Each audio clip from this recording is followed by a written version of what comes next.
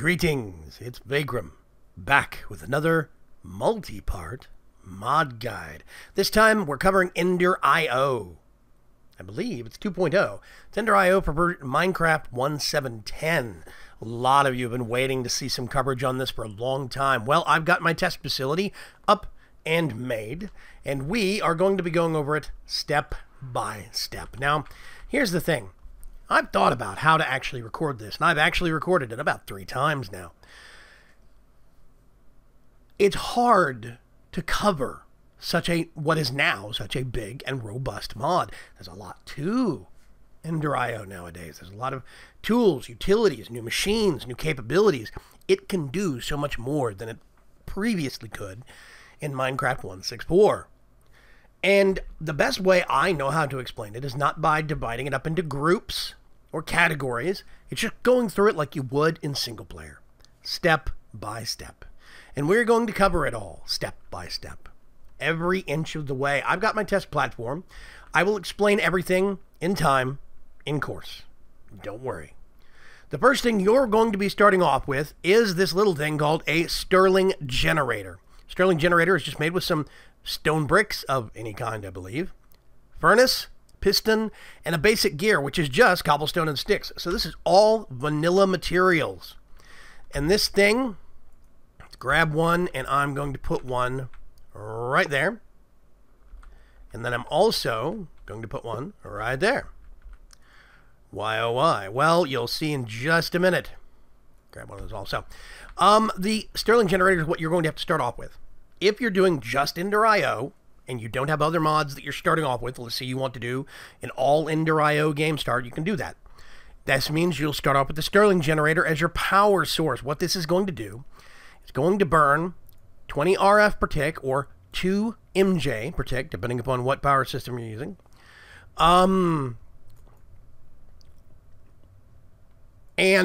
Basically, if you look at fuel in Minecraft, it's got a burn time rating now, 1600. That's 1600 ticks, I believe, if I'm understanding this correct. Well, basically what this means is this will generate 20 RF per tick, but this low-end furnace is not very efficient. It is not very good at fuel usage or fuel economy. Whoops, wait a minute. Shift is the way to go. Thank you very much, Vaygrim. So it's burning the fuel at twice as fast as what it normally would. Instead of it lasting 1600, it's lasting only 800.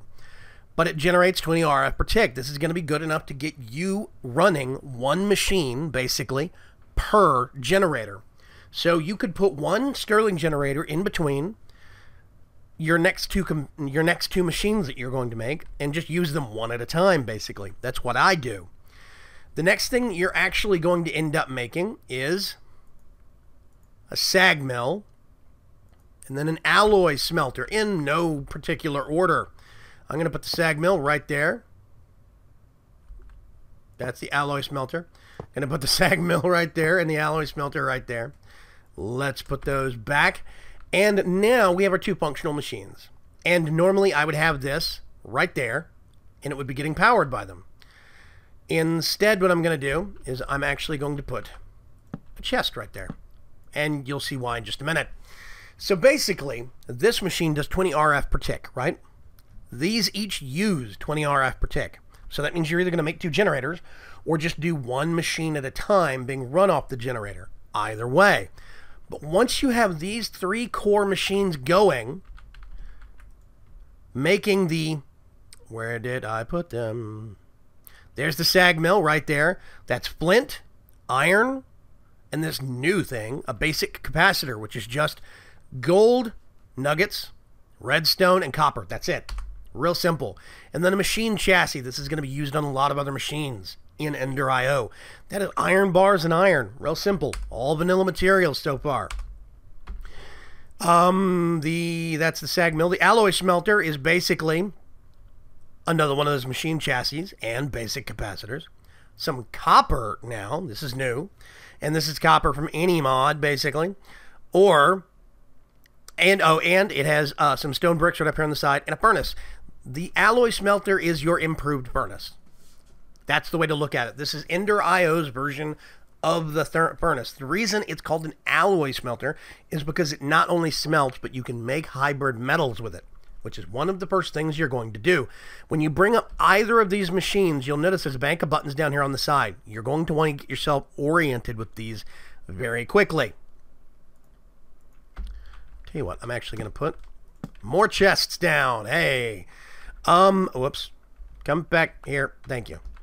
I'll get to what that is in a second. So you have your two machines.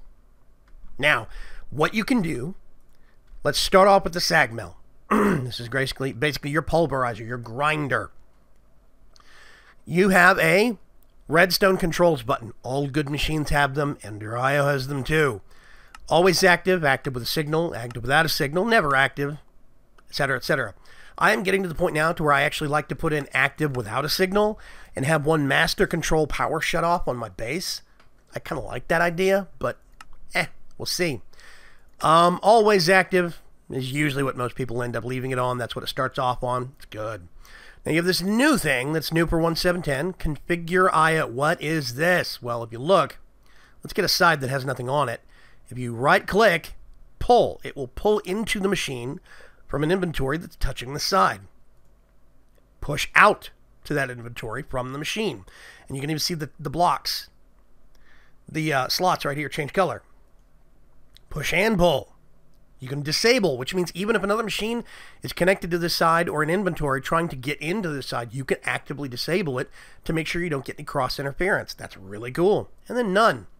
I'm doing that by right-clicking. I'm moving this around by left-clicking. And here you notice there is a kind of a ghost image of the adjacent blocks. Even the stone, I can see through them. See through, excuse me. And,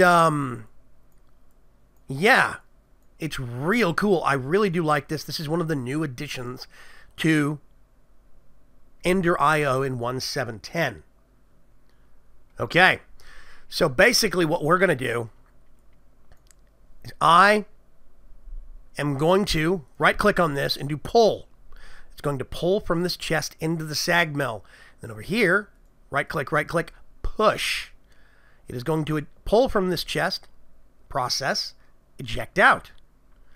Now, why would we do this? Well, if we go over to our alloy smelter, you'll notice configure IO, the same buttons. Hold left-click. Left mouse button, you just hold it and drag to move it around. I'm going to pull in from that side and pull out, or push out, excuse me, to that side. Which means now I actually have simple and effective ore processing. Whole stack gets pulled in. It is going to get processed one by one. All of the ingredients will get put to that chest, pulled into here, as it can process them. That's the buffer point, basically. And you'll see why. As you get ingredients for this, excuse me, a little bit choked up. As you get ingredients for this, you'll notice it's not only creating gold dust from the gold ore. You're getting copper powder and occasionally cobblestone. All of those are getting cooked in time, in turn, because you get bonus items. And I'm going to show you. You go into the SAG Mill, and even the alloy smelter has this as a button that says recipes.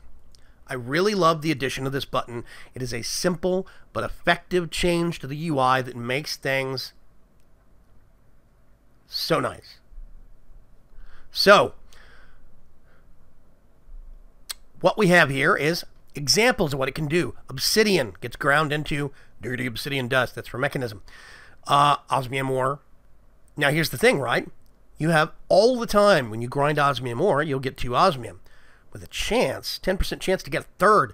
So there's small chances that you can get tripling randomly in the SAG Mill. And a lot of people don't know that. We go to gold. You get double gold ore, but you have a 20% chance to get copper. If you process copper, you'll get 2 copper and a 10% chance, I think it is, to get gold. It's really nice. 15% chance to get some extra cobblestone. See? Gold, gold. I don't know why these are being declared multiple times. Iron ore, you'll get iron and a chance for 10 powder.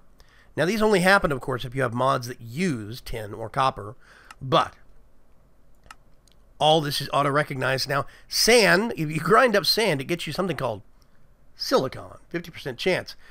We'll go over that in a minute. That's actually a necessary crafting component that is used in a lot of recipes for creating things, basically.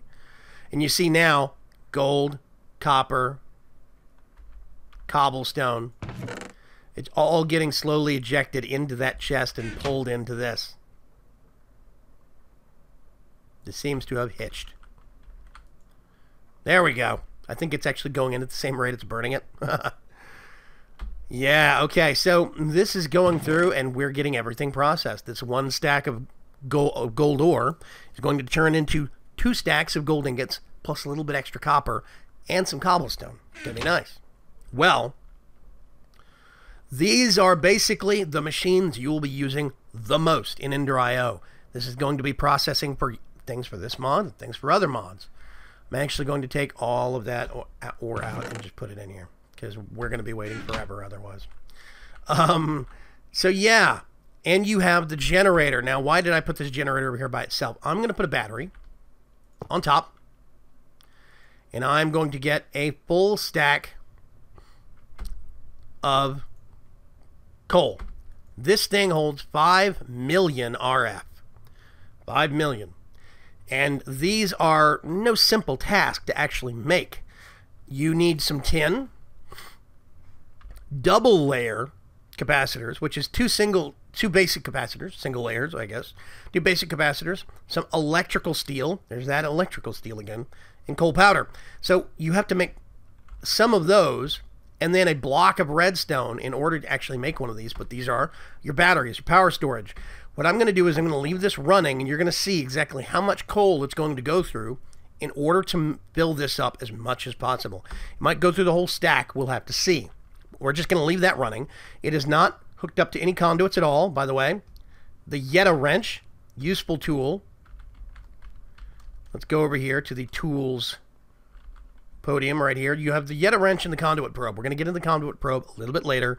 It's more complicated, but the Yeta Wrench is now something that you can make now that you have these 2 machines. Because now that you have these 2 machines, you can start making some of the hybrid alloys.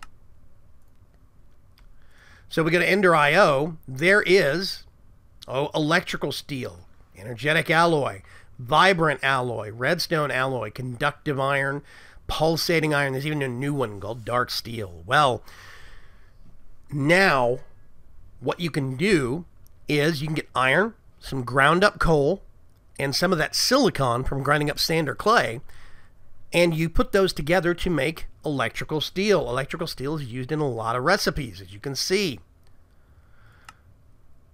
All sorts of machines now use that electrical steel.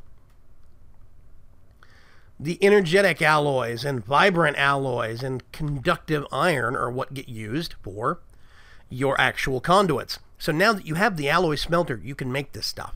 What you can do is you get some iron, some redstone, put it in the alloy smelter, you'll get conductive iron. With conductive iron, you couple it with Conduit Binder.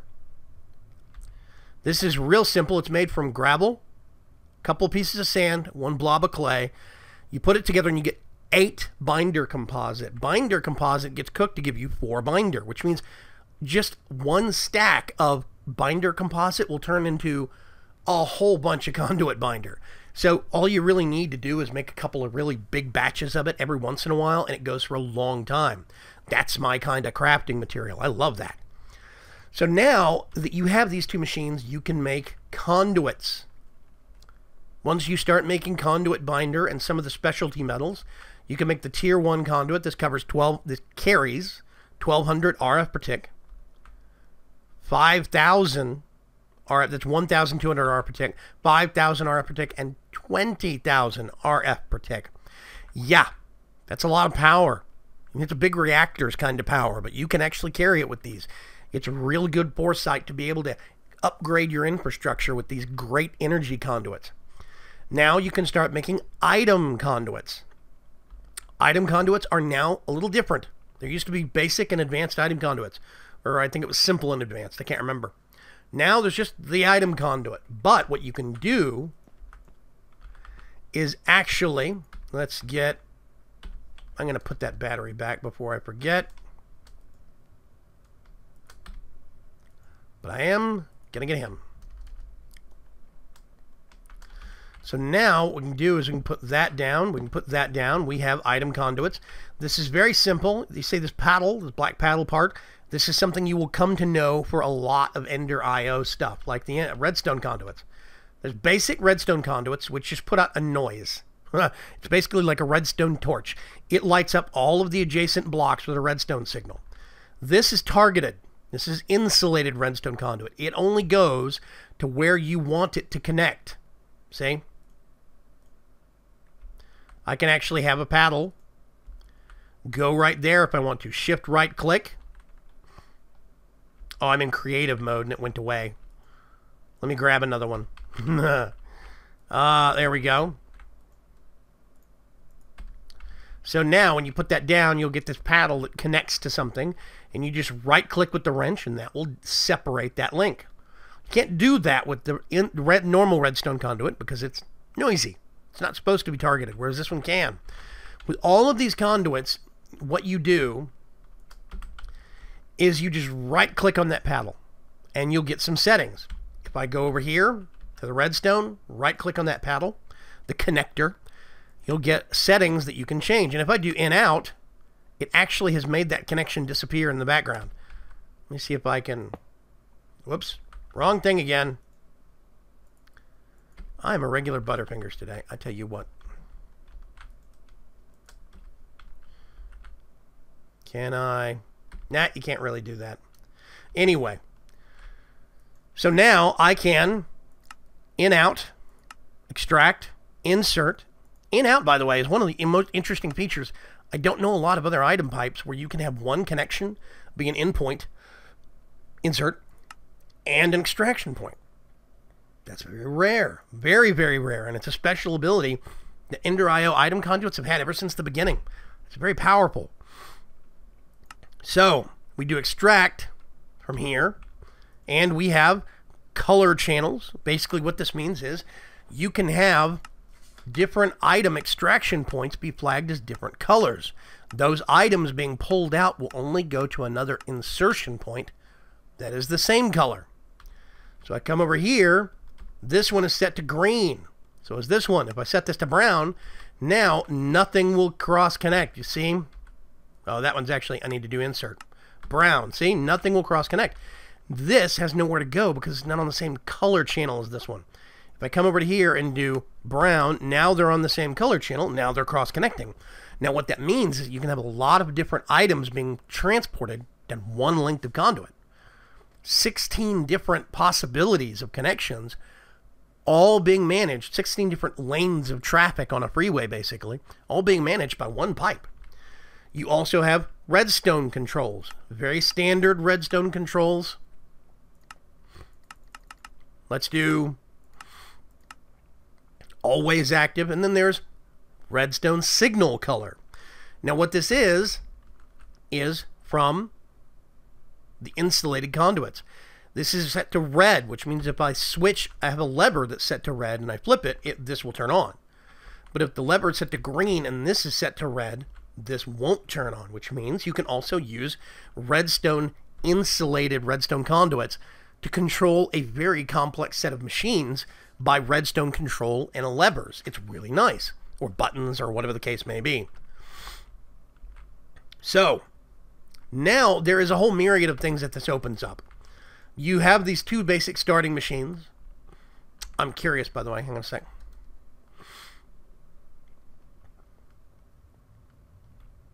Okay, that's still filling up. 190,000 RF. Wow, that's pretty good. And it's only gone through about 4 of those coal so far. That's real nice. So that thing actually generates a pretty good backstock of power.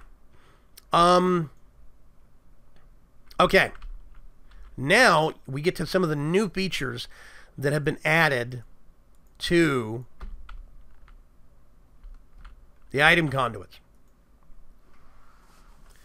You have this right here. It used to be basic and advanced, and there was a whole bunch of features. Well, now there's simple, basic, and advanced. It's almost 3 tiers. There is the bottom line, unupgraded. Then you can put in basic item filter. Excuse me, I have a little bit of a cold today. You have a basic item filter, upgrade for item conduits. You see, you can hold shift, you get more information.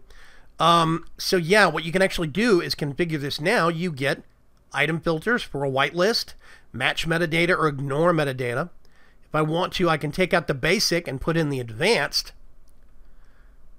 And then you get 2 lines of possible whitelist or blacklist features, or dictionary matching support, match NBT data, match metadata, all sorts of stuff. And then there is also speed upgrades.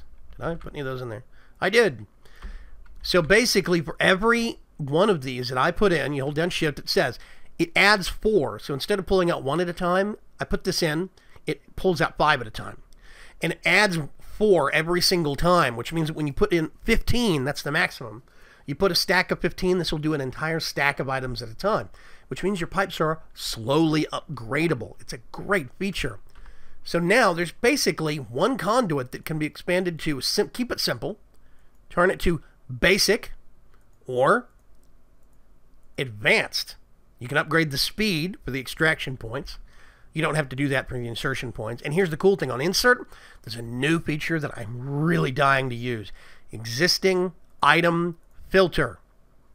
Yeah, this is great. Basically what you can do, also an insertion that's a new feature, priorities. Priorities are real nice for adjusting exactly where things go first, etc., etc. So, now what you can do, I'm going to go over to this chest. I'm going to put in, got a slime egg. Spawn slime. Right click, snapshot. Okay, what happened? That happened. It has taken a snapshot of everything that's in that chest. Now if I take my slime egg out and right click and do show, it still sees that there should be slime eggs in there, and it will try and send things. So basically what you're doing is this is a whitelist. It's an insertion point whitelist. You take a snapshot of something, and even if it's in there or not, it's not still in there, the snapshot means that it will only accept things that match that snapshot to the chest. This is great for sorting systems, really great, but it gets even better. Sticky mode. Sticky mode means that it will only be sent to this chest. So if I have 5 other chests, even if they have filters on them, or maybe they don't have filters, they'll accept anything. This has a snapshot for slime spawn eggs. When I turn on sticky mode, this is the only place they'll go. Only here. This item right here makes it so that I could actually do an Ender IO sorting system for my inventories in Let's Plays. And this excites me. I really do love the concept of this. All these are really easy to make. Paper, redstone, and a redstone comparator. Just to make one of those, I'm going to pull these out right here. And we do basic filter, that's just paper and a hopper. Advanced, it's a creature head, basically. Paper and redstone. This is a little bit more complicated, the speed upgrades, but really, these should be kind of cherished because they magnify the efficiency of your system so much. That is iron and electrical steel, a redstone torch, and a piston. But still very, very cool. I very much love those, and I'm very excited about those. Now, I've got this other thing sitting in my inventory called a power monitor. This is probably about the time you're going to start wanting to keep track of all of your systems, keeping a very close eye on what power is where, etc., etc. This is where the power monitor comes in. The power monitor has a power buffer that it uses to read your energy. It uses a little bit of power. I think it's 1 RF per tick just to watch your system.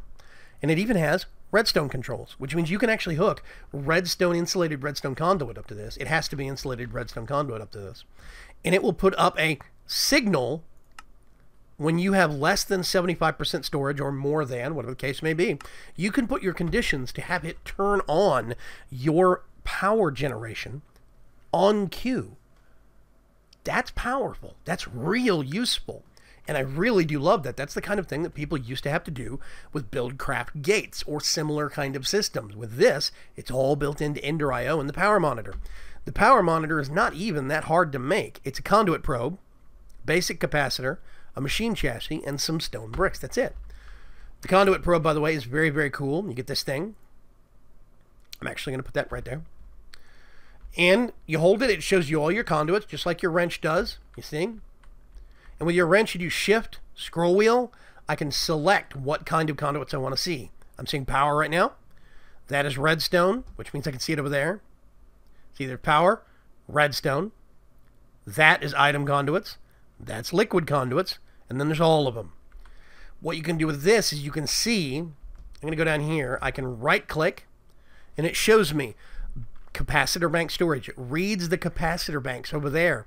Machine buffers. How many machines have how much power that they are buffering that are attached to this network? That's huge. There is average output, average input of power, etc., etc. Very cool thing. So the power monitor itself is extremely useful, and you will probably end up getting a lot of use out of that long term. So now that you've got that, you can make power conduits, you can make an infrastructure. Liquid ducts we'll get into in just a minute. The liquid conduits. There's 3 different kinds, and I'll explain them all in turn.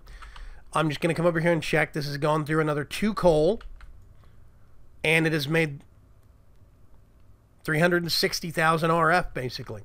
And it's still going. But think about it this way. This coal would last twice as long if this was more efficient. Well, this is where some of the cool things like basic capacitors, like double layer and octatic capacitors come in. I'm actually going to grab stacks of those. When you come over here to these machines, you got this little slot right here. What's that for? Well, these machines require a basic capacitor, so they already have one, which means this doesn't do anything. You have to go to the 2nd or 3rd tier capacitor to do this. What happens is, and I put one of these in the machine, all of a sudden it gets a massive boost. It goes from 100,000 to 200,000 RF internal storage, but it also has a maximum usage. It increases the power usage from 20 RF per tick to 60. Now, why is it tripling the actual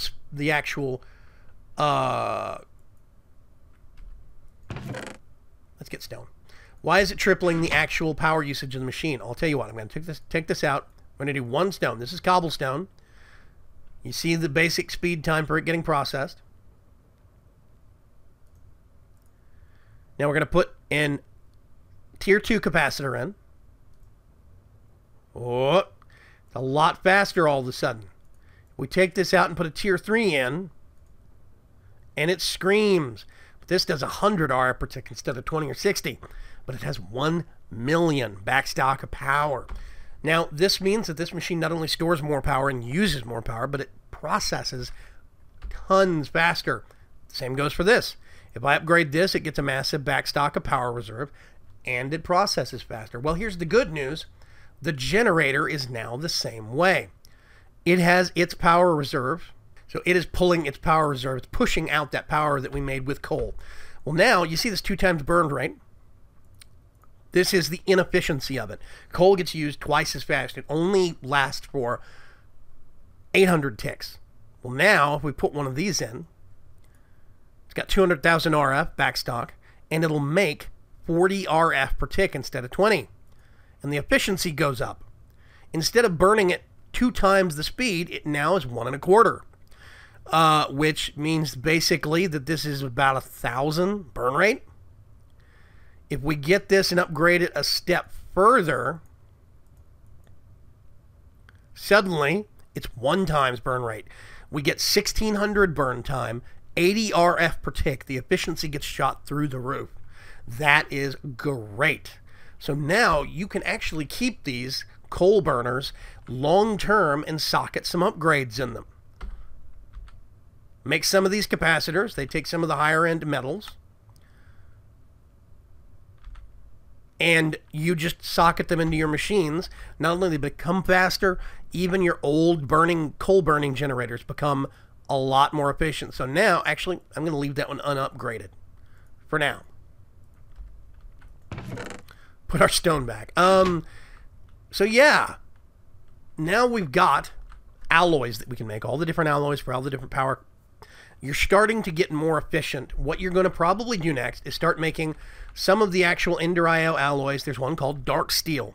That is an iron ingot, 1 block of obsidian, and coal powder. So basically, as soon as you can mine diamond, you can make this. You use this stuff to make tools. There is the dark steel ball. This is one thing that I'm going to cover before I forget it. When you look at the SAG mill now, there's this slot up here. This slot was not there previously. Well, what you can actually use this for now, let's do flint, is you can get some flint, and you'll see right here, SAG mill. Main output is boosted 120%.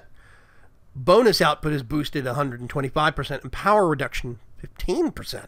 What's that? Well, this is actually lowering, this is actually lowering the power consumption by improving the efficiency of the SAG mill, which means now if I put gold through, gold ore, let's say, I have a higher chance of getting the main, getting extra main stuff, right? I have higher output of getting, higher chance of getting the bonus, which is copper and cobblestone, and then the power reduction. Instead of this thing using 100 RF per tick, it's going to only use 85. And that's just flint. If you actually make a dark steel ball, take some of these out, put those in, you'll notice all of a sudden you have a 50% bonus to your main, which means you're almost tripling, almost. You have bonus output is doubled, basically. Your percentages to get bonus output is doubled. And your power reduction, 30%. This thing is using only 70 RF per tick, even though it's all the way upgraded. That's really, really nice. So basically now, if I got some cobblestone and put it in here, you see it uses a ball, and there is durability, a certain amount of time that it is going to tick down on. So every so often, it's going to use one of those dark steel balls. And that basically improves the machine's efficiency, which I think is amazing. I think that's really good. Flint is not quite as effective. It doesn't last quite as long, but it's still great stuff. So yeah, this is really, really cool addition to these machines. Now that you got this and you can make dark steel, you can actually use dark steel to make tools and armor now. And tools and armor are what we're going to start covering in part 2 of my mod guide.